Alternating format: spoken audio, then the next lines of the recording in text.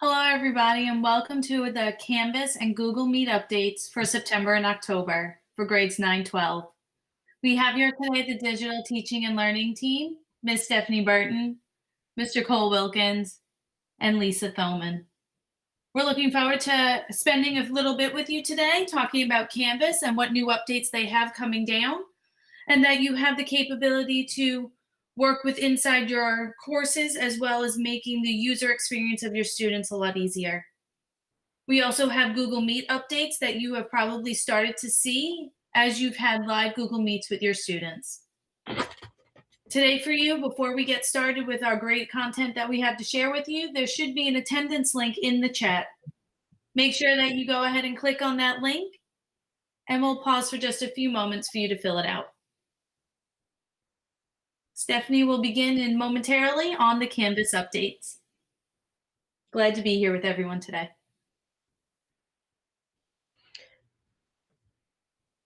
Good afternoon and happy Friday, guys. I know it's lunchtime and we'll try to get you out of here as quickly as we can.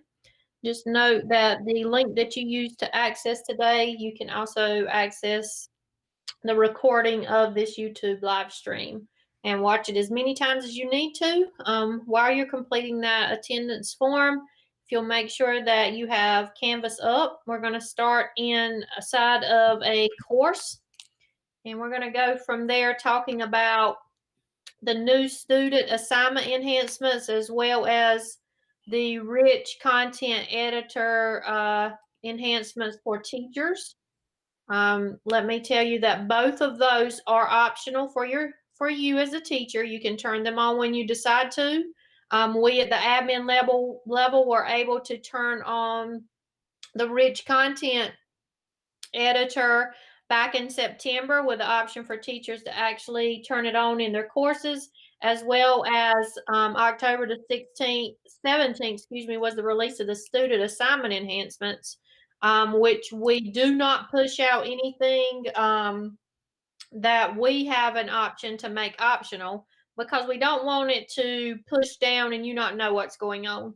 So with that being said, it being the end of the 9 weeks, we had not trained anything. We did not push out the student assignment enhancements to push out across the district. So you as a teacher have the option of turning on whenever you feel comfortable turning it on. Because it is a new look for the students, you're going to have to prep them in the new look and design of it, but it does help them and they have less clicks. So let's get started with learning some new updates in Canvas today.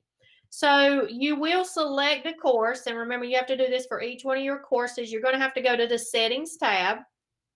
And while we're in the Settings tab, we're going to turn on everything that we need to show you for today. So you've been here before if you've done your Sync to SIS, your Student Information System, which is PowerSchool. So under the tab at the top called Feature Options, you're going to see where you probably have one green check which says Post Grades to SIS. I want you to look all the way at the bottom.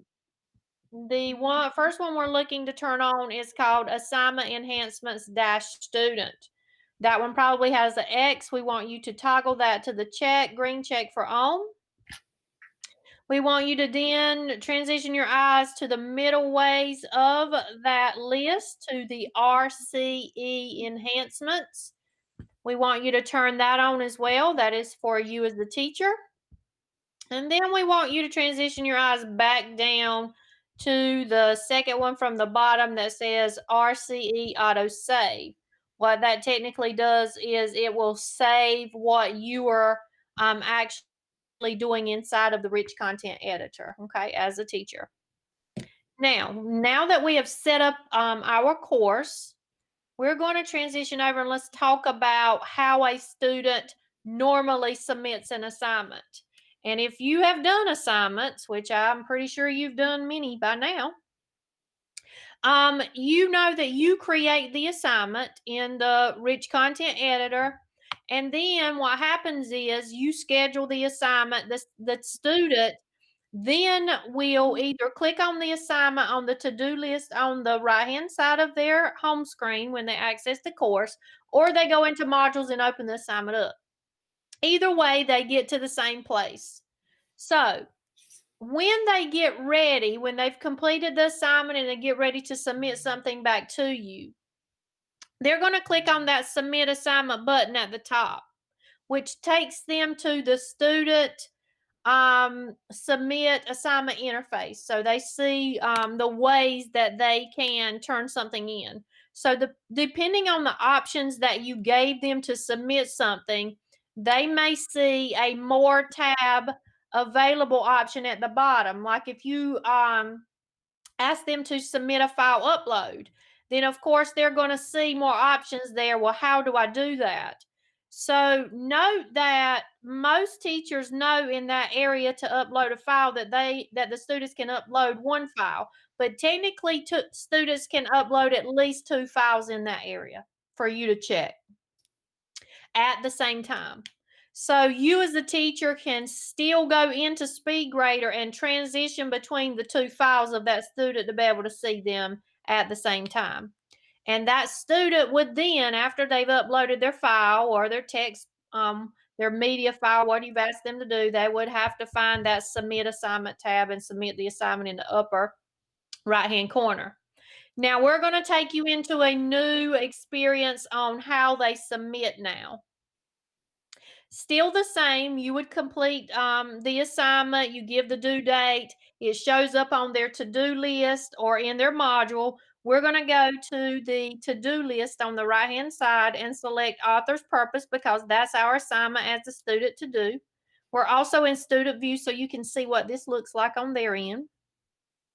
So once we click the author's purpose assignment on the right-hand side, it's going to open up and you're going to say, wow, this does look different.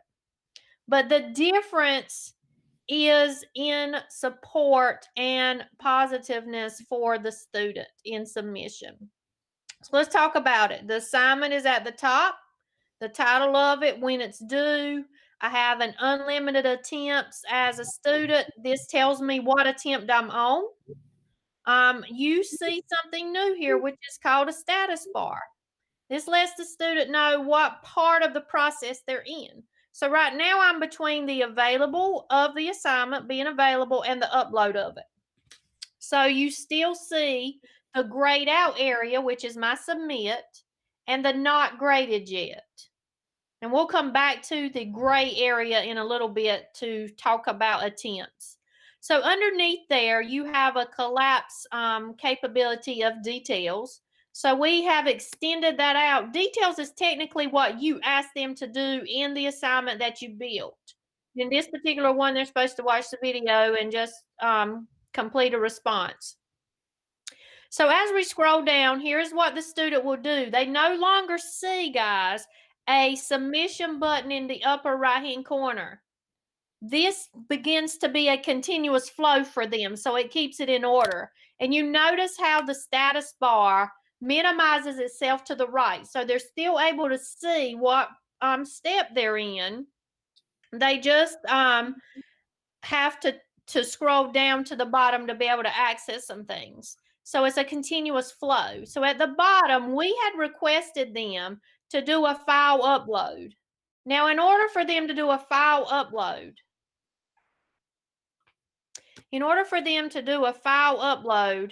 they are going to go to the area at the bottom, and it shows the attempts.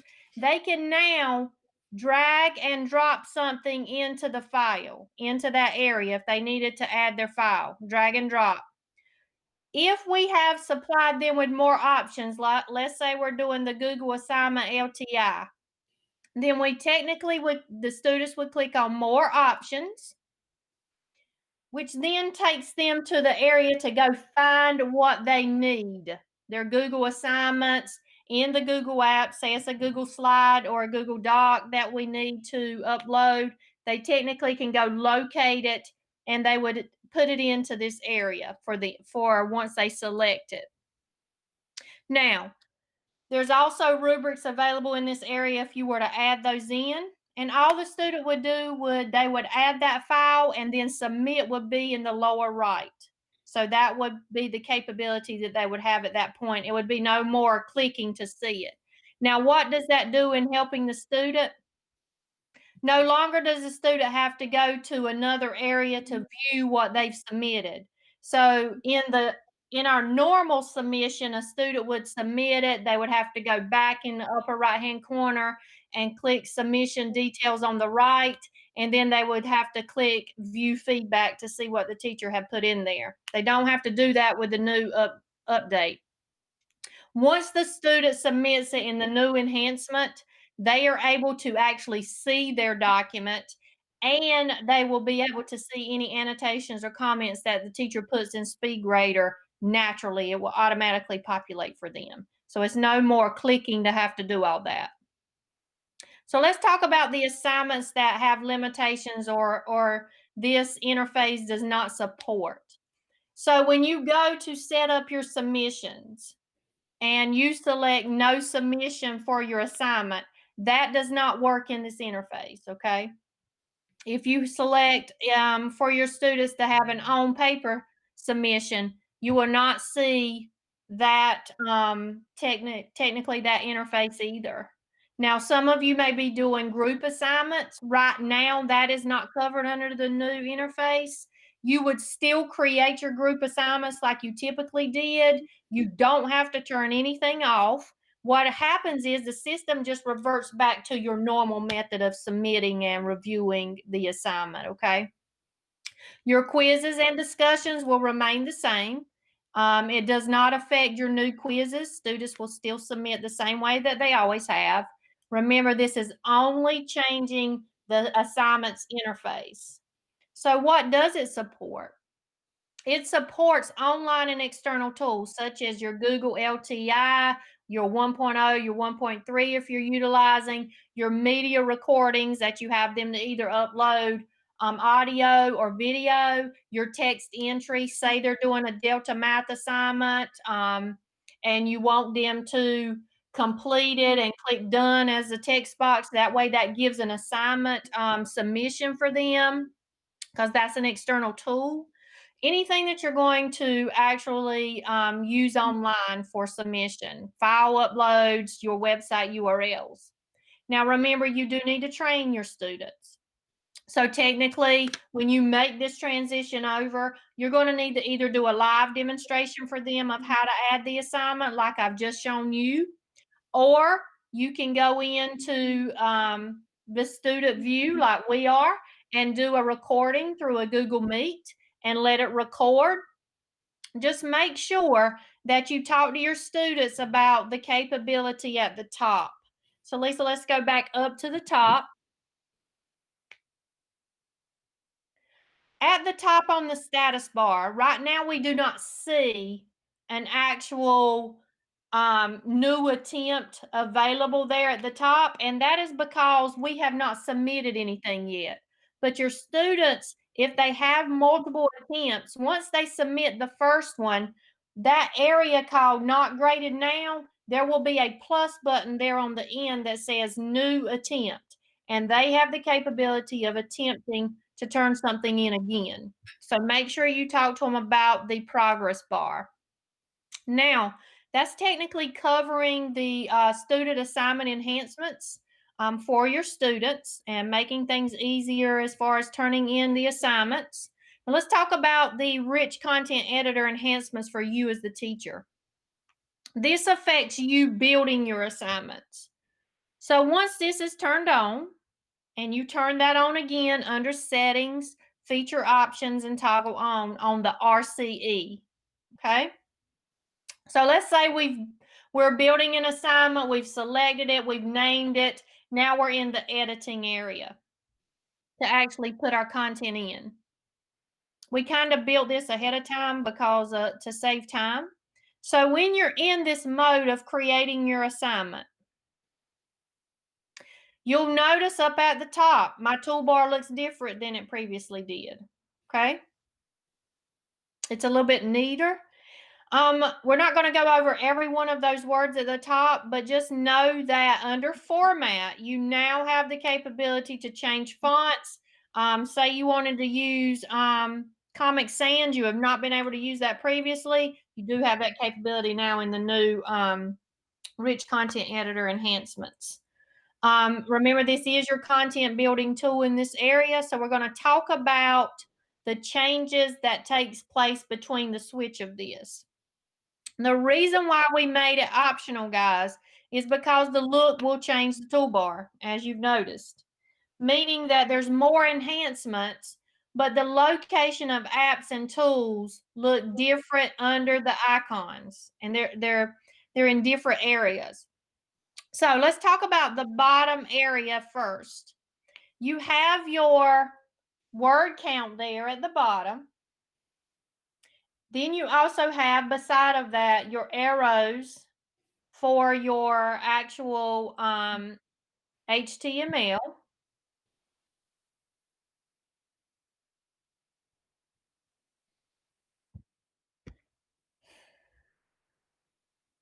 Beside the HTML, you have your capability of doing your full screen. That is the arrow for that. And then you have your handlebars to the far right, which means that you can expand your text editor area when you're working in that content editor area.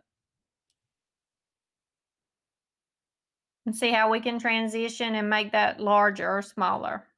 Now, we're going to talk about the stuff to the far left you are used to. We're going to talk about a few changes where you would locate things. So the first one we want to talk about is that link icon. The link icon now has two options. You have what's called external links, which means, again, if I wanted to bring in that Delta Math or the Study Island or, other external apps that I use, I would technically click on external links. I would type in the name of that text, and then I would go in and actually put the link, copy and paste the link there. Okay. So underneath our actual tabs themselves, underneath the link, we have the area for course links. Now, you have not been able in the past, you've had to do some workarounds to get course links inside of here. So you have the capability in this area to take anything from these areas that are listed on the right and link them into your assignment. So say I wanted to pull a quiz link in or an assignment from another module into this particular area or a document. I have that capability to do that in this area and just link it at the top. Now, over beside of the links icon, you have your images. This is where you can select an image to bring over from your computer, from the course itself, anything that you've used in your files. You have your video where you can do your media video where you can select your course media. You can upload it from your computer if you need to, or anything that you have inside of a file inside of Canvas. The other icon there is your documents. Now, this will be really helpful for you as the teacher. You can take documents that you've loaded inside of your course and transition them over into this particular assignment. So if I wanted to go pull in a periodic table or, something for chemistry, I technically can pull that in over here. Say I had a formulas chart that I needed to pull in. I can go find that and locate that real easily now. You have your YouTube video icon. All you're doing is the same thing as embedding that YouTube into your assignment. Your drive is self-explanatory. That works the same way. However, beside of your drive link, in the past, you've had a V icon there. The V icon were your external tools. So those were the external tools that we pushed in. That now has been changed over to a plug icon. So that if you're looking for your Google Meet, technically you could go in the past and click on the V and incorporate your Google Meet inside of the assignment. You can still do that. It's just the icon looks different now.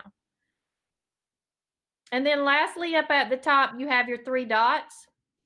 for those math people, you have capability of pulling in your equation editor and things like that in this particular space. And you have your cloud there where you can technically embed whatever you need to or create a table. So you do have those options underneath there. So that's the new look of the rich content editor for our teachers. At the bottom, you have your accessibility tab as well. We've talked to you before about meeting ADA requirements with your pages inside of Canvas so that a screen reader can read it.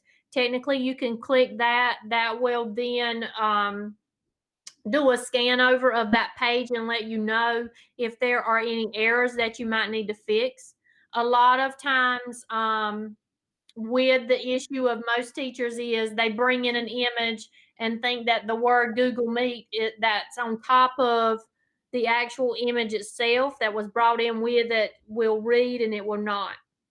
You technically have an option there inside of that image to do an alternate text. And that alternate text would mean if I wanted to call it Google Meet, I would technically type that in. So when my screen reader read it, it would say Google Meet. And that way the students would know. Okay. I'm going to turn it over to Lisa for a minute. She's going to talk about a few things with validating grades, validating links, grades tab, and the assignment tab. And I'll be right back. Good afternoon, everybody. As the system is loading, we're coming back onto our homepage, and we just wanted to mention a few items. One being the assistant and help pop-out box that will help you as you're landing on different pages inside Canvas. So over on the top right-hand corner, you have this arrow and line, which is going to pop out a window with some helpful tips, tricks, and such for this particular page. Since we are on the home page, everything that is listed here is going to relate to the home page. As you jump to modules or to other things such as assignments or files, this same pop-out box will have that same icon on the top right-hand corner. And what it will do is it will then change from content dealing with the home page to content dealing on the pages in which you're landing on. The next area that we're going to talk to you about is validating your links. All teachers use some type of URL or some type of link for students to get on the internet to be able to utilize. We're going to scroll down to our settings area. And it looks familiar because we were here earlier today where we were talking about the enhancements and the different toggle buttons. But over to the right-hand side, you have the words validate links in content. And what this is going to show, it's going to show for you links that are broken. So if a link has been changed based on the vendor, something has moved, whatever it is, this course link validator will then give you a list of those broken links in your course. So by clicking on validate link, you would then get to this screen where it says course link validator, and you would click on the restart link validation blue button. You'll also have that capability to show links to unpublished content. Teachers like to either unpublish content once they're done teaching it from one quarter to the next, or they may be doing future content that is just not published yet. And this is just a great tool to make sure that your links are active so that your students can access the information. When you do have a broken link, it will then list here for you the link that is there so that you can fix it. Next, I'm going to go to the blue words on the left-hand side called grades. Grades are here for your students as they are listed, as well as the assignments across the row. This total area that sits here right next to the student column is usually found at the end. So when you scroll all the way down with your assignments to the very end, usually in this area, you'll see your assignment groups or categories with their percentages, as well as the total overall grade for that student. Using the three dots at the top right, you will have the capability to move that column so that it sits right next to the student column. So by clicking the three dots, you'll click on the words move to front. And therefore, the column that has student name, and usually there are many students for all of you would then have the total with their grade sitting there for you. So this just makes it very easy and accessible for you as the teacher as well as for your students. And then lastly, I'm going to go over to assignments. I'm going to scroll down, coming down to the bottom here where it says assignments. And in the assignments area, which you are also very familiar with based on finishing up quarter one, we're going to come over here to the three dots at the top right. So I've clicked on assignments. I've come over to the top right to the three dots next to the plus assignment button. And I'm going to click on edit assignment dates. The purpose of edit assignment dates is to be able to bulk change your assignment dates. So most of us have gone in individual assignments, changed the due date, saved it, went back to a different assignment, went to change the due date, click save. Well, this is a time saver for us as teachers, where it will list for you the assignments in one column, the due date in the next column, available from and available until. What this will do is that you can follow along the row of the assignment. You can change the current due date to a further due date, or you can shorten the due date so it's closer for them to finish. You can change multiple assignments at one time and keep scrolling down. As you finish, the number of assignments that you have changed or selected will appear here. And please make sure that you hit the blue save button at the top right-hand corner.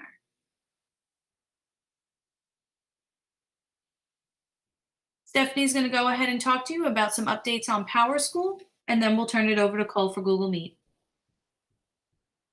Okay, so we wanted to share with you under new analytics on your homepage. New analytics is where you can get the data that you need to be able to support you seeing what your students are doing in the class, looking at those at-risk students. But there's been an addition added in here called reports, and we wanted to show you that for those that didn't know. You have the capability in the background of running several different reports. You can run a report on missing assignments. These do download as CSV files. You have late assignments that you can run, as well as excused assignments. If you have a class roster that you need, you have that capability as well to maybe do, your attendance, and you have your course activity to run that report. But that's a quick way to get some data on your courses at this point. Let's talk about PowerSchool and Canvas for a second. The transition of dates in PowerSchool extend through the teacher workday. The Canvas course is following the revised school calendar. So what that means is for this 9 weeks that just ended, technically the Q1 in Canvas for your students ends when it says on the calendar that the 9 weeks ends. So that's why the transition occurred to the Q2, because the date set on the calendar was last Friday, the 16th was the end of the 9 weeks for students.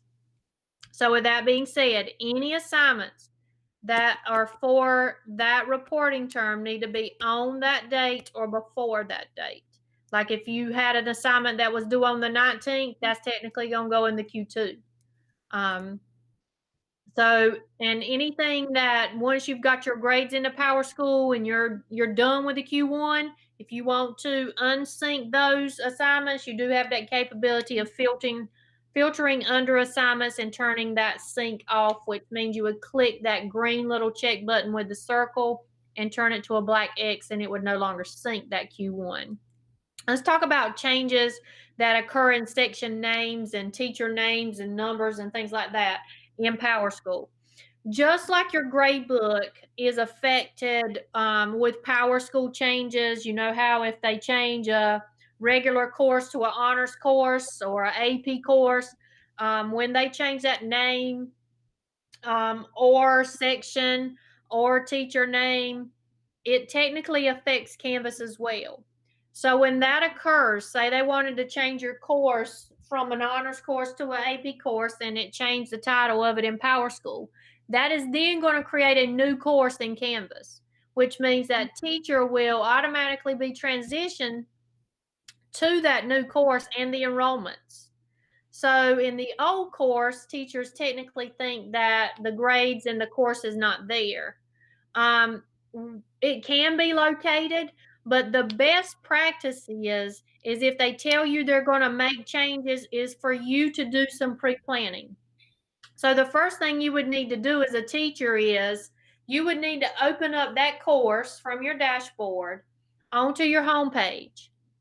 The top address bar is the URL for that course. You always want to copy that URL and paste it somewhere for you to keep, like in a Google Doc or a Google Keep, so that you have it to go back to, because we can always locate it and try to find your information in the background.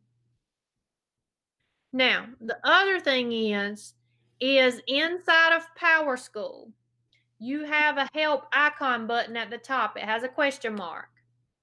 There is a document in there for copying grades from one section to another for students. So if you had students that were just moving from your first period to your fourth period, there's a document where you can just copy grades if it's staying with the same teacher from section to section.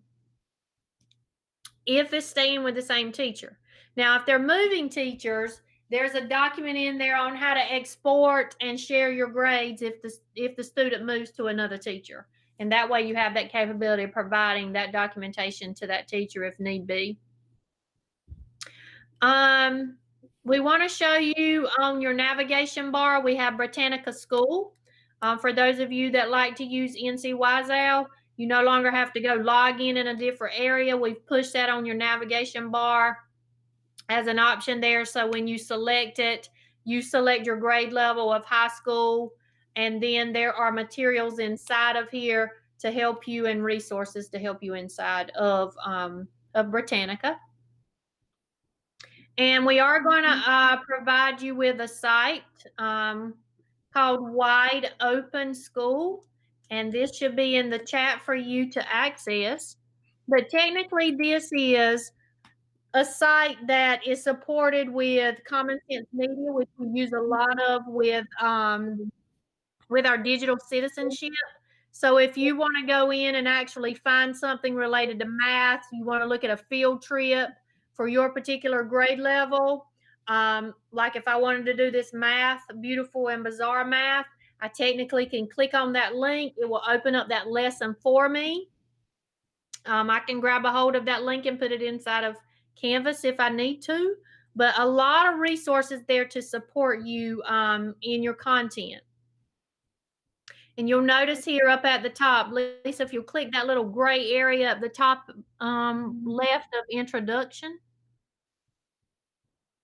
that supplies you with the reading material on that particular resource. Just giving it a second to catch up.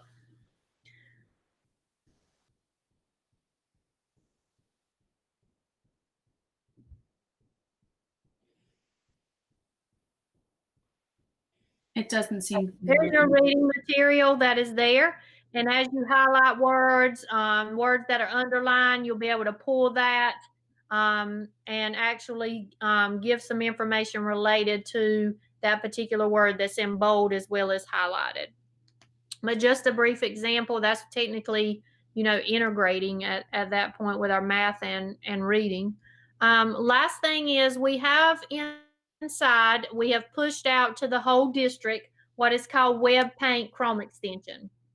So in order for you to access that, there's nothing that you need to do to try to integrate it. It is already there.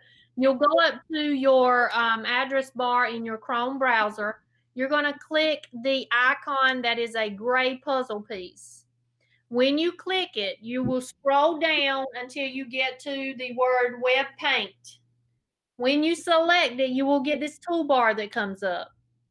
This toolbar will allow you to write on any Google app. You can write on your docs, your sheets, your slides, websites.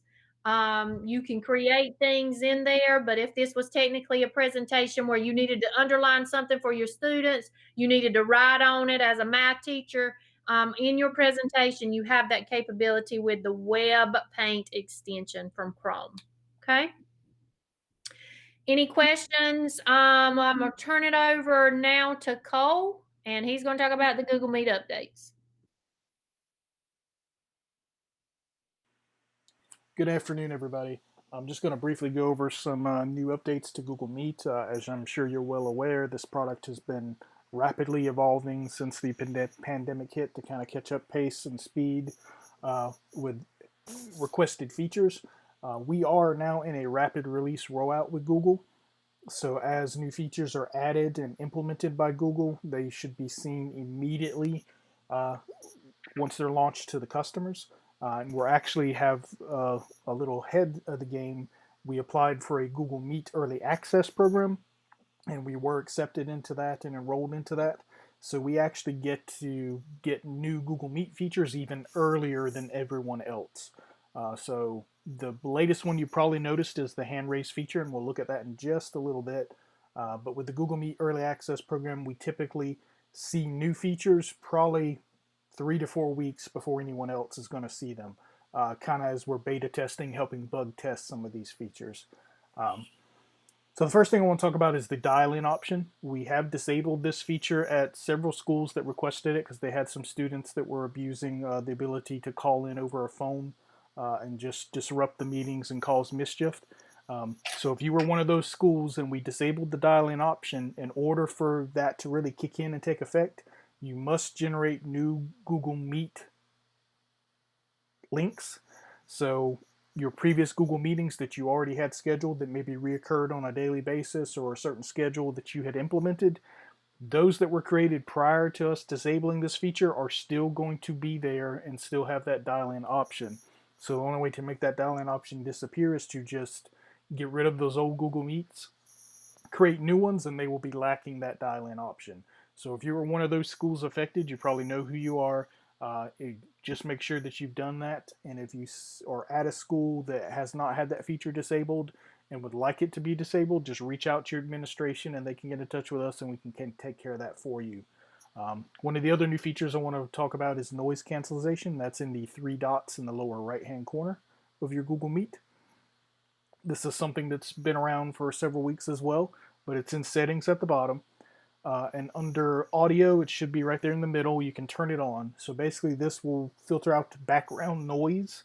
So if you're typing a lot on your keyboard or if you're just in a noisy environment, noisy building, it can help cut down on that background noise.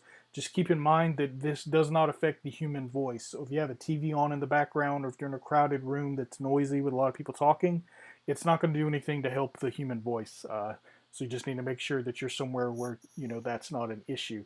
The other thing I will tell you is that it does not affect the audio from screen sharing. So if you're sharing your screen and there's audio involved in that, it's not going to affect that. But if you are in the arts and you're listening to music or playing a musical instrument, please make sure that you have this feature disabled because it could interfere with the music. So the host controls is the other thing we want to talk about, and there's several different ways to get to this, but we're going to look at it here in settings right now. So the quick access feature, when you turn that off, basically if they're not invited to your meeting, they have to ask to be joined, and of course you can reject them. The host will see the people that are asking to join the meeting. We highly recommend that you do not let in anyone that is not a PSRC account. It should tell you if it's an account outside our organization. And once you deny them twice, because their knocking is what it's called, when they knock twice and you deny them twice, if they try to knock a third time, it's not going to prompt you. They're just not going to be able to get into the meeting. You also have the capability to kick people out. We'll look at that in a minute. So the sharing of the screen, so if you're worried about people sharing inappropriate content, you can turn it off where no one can share the screen but you as the presenter. And also chat messages. If you don't want the chat box enabled because it's distracting, you can turn that off, and you can turn it on or off at will as it's needed. But there are some new features under the activities with questions, Q&A, and polls, and we'll look at that in just a minute. So go ahead and hit the X to get out of that section. So let's look at captioning real quick. It's in at 3 dots again in the lower right hand corner. It used to be down in the bottom, but they moved it here. So when you turn captionings on, and I don't think the additional box is going to be presented for us because it's just not captured with the screen capture. This is a user preference, so every user would have to cut it on. So just so one person cuts it on, they're the only person that's going to see it. If you, the host moderator, cut it on, you're the only person that's going to see it. It's entirely a user preference. And right now, the only language it is offered in is English. But now that they're presenting a language option feature, that heavily implies to me that additional languages are going to be coming soon. Because prior to that, it was simply on or off. There wasn't even an option to select a language. Now there is an option, and English is the default, is the only selection right now. So if you need captionings, they're great. They're there. Just realize they are not recorded. So if you're recording your meetings, like we highly suggest you do, just realize captionings are not part of the recording. All right, so now let's go back and let's look at that blue shield in the lower left-hand corner. So this is just another section for the host or moderator. They're the only person that's going to see that blue shield. And again, it's where you can quickly turn off that quick access feature, quickly disable screen sharing chat messages. This also has a report abuse section. So if someone is really doing some bad stuff in here, you can report it to Google. And just quick links to get to other host settings. So that covers that section. So now let's go up to the activities section, which they changed the symbol around. It used to look like a puzzle piece. Now it's kind of building blocks, with a square, a circle, and a triangle. So there are polls and Q&A. They're pretty self-explanatory. We really don't have time to go in depth with that, but breakout rooms we are going to look at. Just realize that breakout rooms work in the web browser. They are expanding the functionality so that it can work in the apps as well on a smartphone. But you as the host or moderator have to be in a web browser to control a breakout. You cannot be in an app and control it. So you can create up to 100 breakout rooms in a Google Meet. It will automatically create a few based on the number of people that are in the meeting. So the more number of people that are in the meeting, the more breakout rooms it will automatically create. You can drag and drop and move people around as needed. You can also hit the shuffle button if you don't really care where people end up. You can also rename the breakout rooms. If you'd like it named a certain topic or subject or area that they're going to cover, you can do that. Just keep in mind that you, the host moderator, can only be in one room at a time. So you're either in the main room or you're in one of the breakout rooms. But if you're recording a Google Meet, it only records the main room. So when everybody jumps out into breakout rooms and there's no one in the main room, that recording is just going to be a black screen until people come back. And realize that you as the host moderator, you can only be in one place at one time. So if you have multiple breakout rooms going, the students are unsupervised if you're not in a room with them. So just keep that in mind, because there is no recording, no logs currently of anything that goes on inside of breakout rooms. So just keep that in mind as you're using that and leveraging that in your classrooms. So we can exit out of that. And let's talk about that hand raise feature down at the bottom. So again, the button took the place of the closed captioning button. So it just exactly what you think it is. Gives an icon to let the host or moderator know that someone's raised their hand. You can also, as the moderator, go in and you can see the order in which hands were raised. So if you have a lot of people asking questions, you can, just logically say, okay, well, they were first, I'm going to answer them first. And you can lower them individually or in mass. So if you have a lot of people that have raised a lot of hands and you want to reset the board, you as the moderator can go in and just lower everyone's hands. Keep in mind that if you've installed a lot of third-party Chrome extensions that would give you a lot of these features, like there were third-party hand raise extensions, there were third-party breakout room extensions, third-party grid view extensions, which Google has greatly expanded. You can go up to 49 people in grid view currently, and the 50th slot is reserved for you because you can pin your own video in the upper right-hand corner now so that you yourself are visible. Keep in mind, if they're not working correctly or you're not seeing any of these features, make sure you don't have any of those unofficial third-party plugins installed because they can interfere with it and make it not function the way it's supposed to. The other thing I want to talk about is the attendance tracking report. So I'm going to cut to this screen here. So as the host or moderator of a meeting, when a meeting ends, very shortly after that meeting ends, within a minute or two, you should receive an automated email from Google.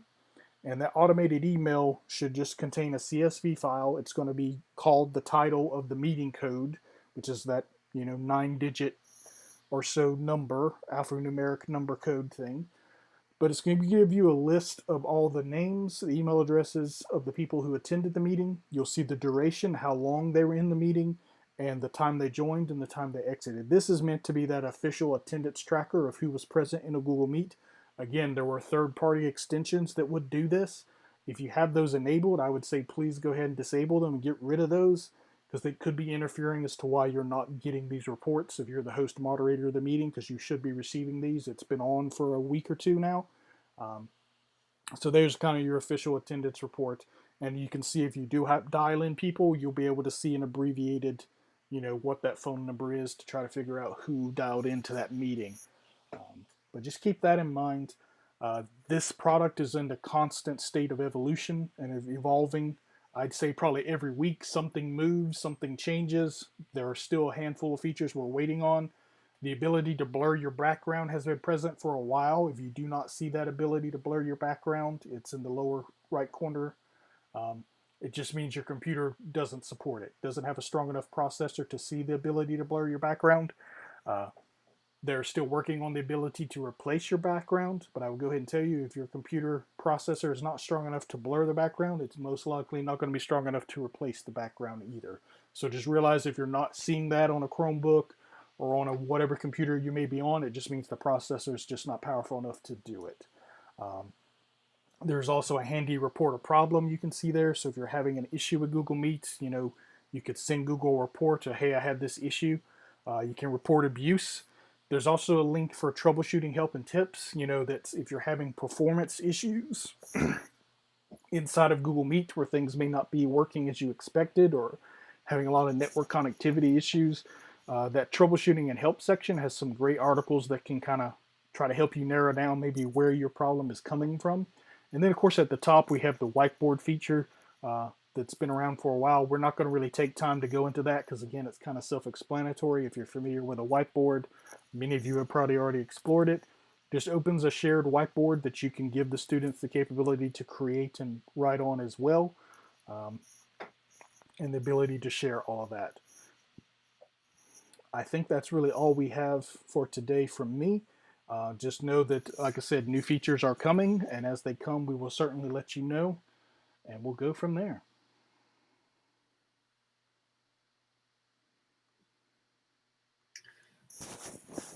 Well, everybody, thank you so much for attending today's Canvas and Google Meet update. We look forward to bringing you the next ones later on this semester.